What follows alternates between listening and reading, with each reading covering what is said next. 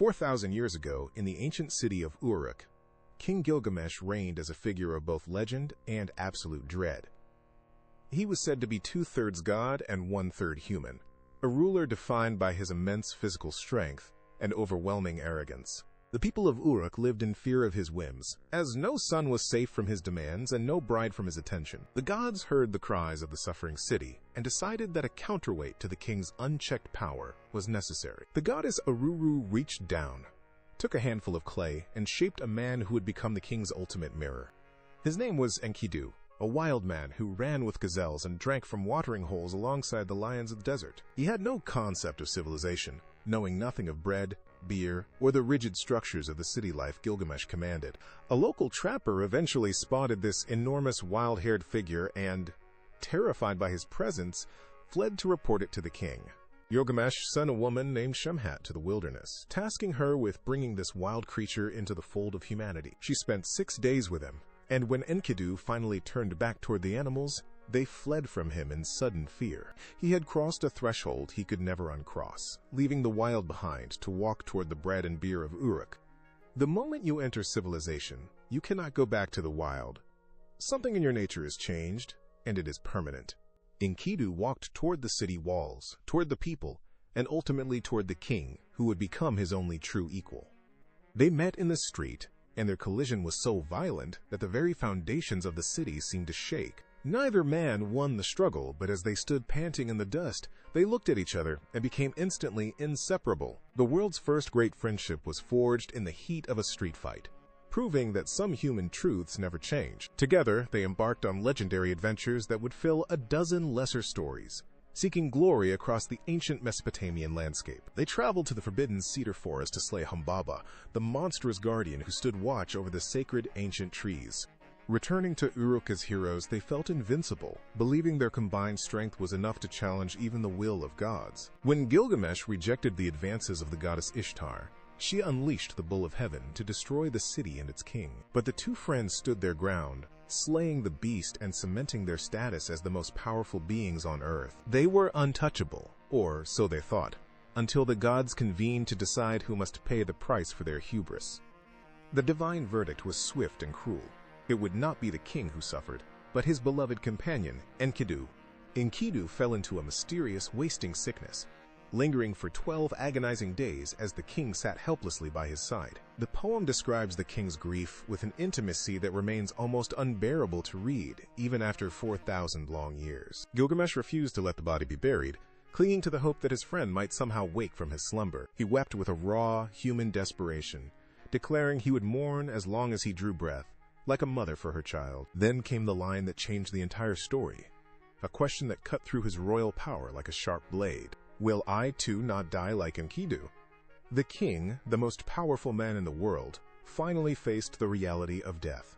He could not accept the answer, and in that moment of profound loss, he began a quest that would echo through history. He walked out of the city gates, abandoning his throne, his temple, and his name to pursue the secret of eternal life.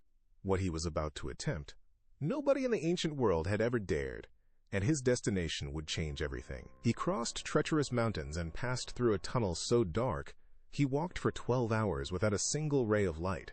He reached the edge of the world, where he met Siduri, a tavern keeper who offered him a harsh, necessary truth. When the gods created mankind, they allotted death to them, but life they retained in their own divine, unreachable keeping. The first written meditation on human mortality was put in the mouth of a barmaid, a detail that remains deeply profound. Gilgamesh ignored her advice, crossing the deadly waters that no mortal had ever navigated to find the survivor of the flood. He met Utnapishtim, the only human the gods had ever granted immortality, who told him of a great, world-cleansing deluge.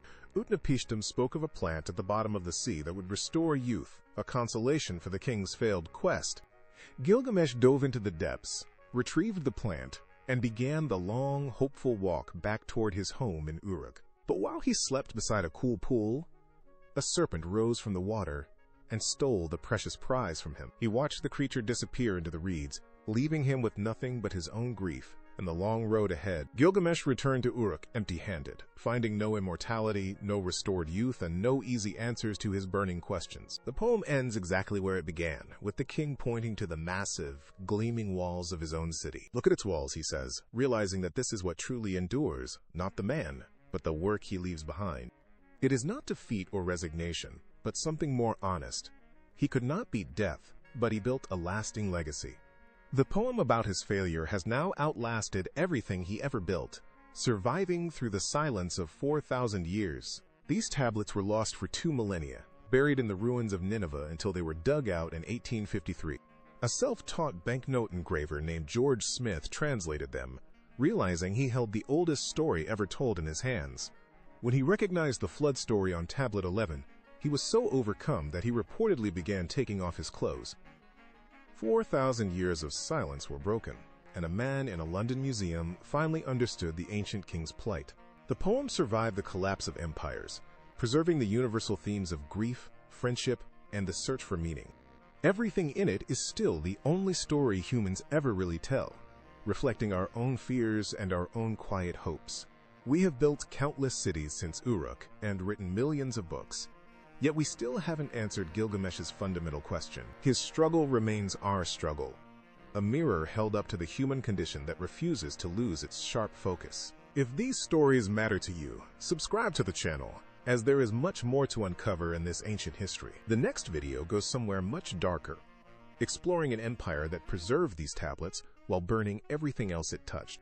The Assyrians were a complex people, and their libraries hold the keys to understanding how these stories survived the ages. That next video is waiting for you right there, ready to take you deeper into the shadow of the ancient world. Thank you for watching this journey through the oldest story ever told, and we will see you in the next chapter.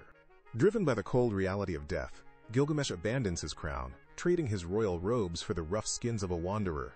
He leaves behind the comfort of Uruk, stepping into a vast, unforgiving wilderness, where the familiar laws of men no longer apply. The king traverses jagged mountain ranges, his feet bloodied, his heart heavy with the crushing weight of his friend's silent absence. He passes through a dark, subterranean tunnel that stretches for 12 hours, a path where light is a forgotten memory of home. Emerging on the other side, he reaches the edge of the world, a place where the horizon meets the endless, churning sea. There, he encounters Siduri, a mysterious tavern keeper who watches the weary king approach from the shore of the great waters. She looks at his ragged appearance and offers him a sobering truth.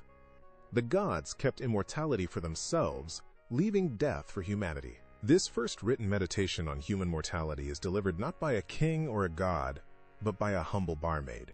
Gilgamesh ignores her wisdom, his obsession driving him forward toward the one sea that no mortal has ever dared to navigate. He crosses the perilous waters of death, a desolate expanse that separates the world of the living from the realm of the gods. On the far shore, he finally finds Utnapishtim, the only human being ever granted the gift of eternal life by the divine. Utnapishtim recounts the story of a great flood sent to destroy mankind, a narrative that echoes through the ages in many forms. He explains how he survived the deluge, his voice carrying the weight of centuries spent in the quiet isolation of his immortality. Gilgamesh listens intently, searching for a loophole, a way to reclaim the friend he lost and escape the finality of the grave. Utnapishtim reveals a secret plant of youth hidden deep beneath the waves, a prize that could restore the vitality of his lost youth. It is not the immortality he originally sought, but it is a tangible connection to the life he desperately wants to preserve. Gilgamesh dives into the dark, cold depths of the sea, his lungs burning as he reaches for the plant on the ocean floor. He retrieves the prize and begins the long, arduous walk home, his mind filled with thoughts of returning to Uruk as a changed man. Exhausted by his journey, he stops to bathe in a cool pool, placing the precious plant safely on the bank beside him. In a moment of tragic irony, a serpent rises from the water, drawn by the scent of the plant's potent, life-giving essence. The creature snatches the plant and slithers away, shedding its skin as it vanishes into the reeds, leaving the king in despair. Gilgamesh watches the serpent disappear, the realization of his final failure washing over him like a cold and relentless tide. He sits down on the dusty earth and weeps, his tears marking the end of a quest that spanned the known world. Empty-handed and utterly exhausted, Gilgamesh finally turns his back on the wilderness and begins the long trek back to Uruk. He arrives at the city gates, his royal garments gone, his body scarred by the trials of his desperate, failed journey. He stands before the massive brickwork of his city, the same walls he once bragged about in the height of his arrogance. He realizes that his journey has come full circle, returning him to the very place where his grief first began to fester. He stares at the gleaming copper of the walls, understanding that his true legacy is not a life without end, but achievement. The poem ends as it began, with the king pointing to the structures that define his people and his place in history. It is not a moment of defeat or simple resignation, but a profound, honest acceptance of the human condition he shares. He could not beat death, but he built something that would outlast his own physical form, leaving a mark on the world. The poem about his failure has now outlasted everything he built, surviving the rise and fall of countless empires and kings. These clay tablets were lost for 2,000 years, buried deep within the forgotten ruins of the ancient city of Nineveh. They remained silent in the dark earth until they were finally unearthed by Hormuzd Rassam in the middle of the 19th century. The discovery was a monumental event, bridging a gap of 4,000 years between the ancient poet and the modern world. A self-taught banknote engraver named George Smith spent his evenings at the British Museum teaching himself the art of cuneiform. When he recognized the familiar flood story on tablet 11, he was so overcome with excitement that he reportedly began undressing. 4,000 years of silence were broken in a London museum, as a man finally understood the words of the ancient king. The poem survived the ravages of time, preserving the raw, unfiltered emotions of a man who loved and lost his friend. Every theme within the text, grief, friendship, mortality, and the search for meaning, remains relevant to every human living today. It is perhaps the only story humans ever really tell, a mirror reflecting our own deepest fears and our quietest hopes. We have built countless cities since Uruk, yet we find ourselves returning to these same questions in every generation. Millions of books have been written since these 12 tablets were carved, yet the core of the human experience remains.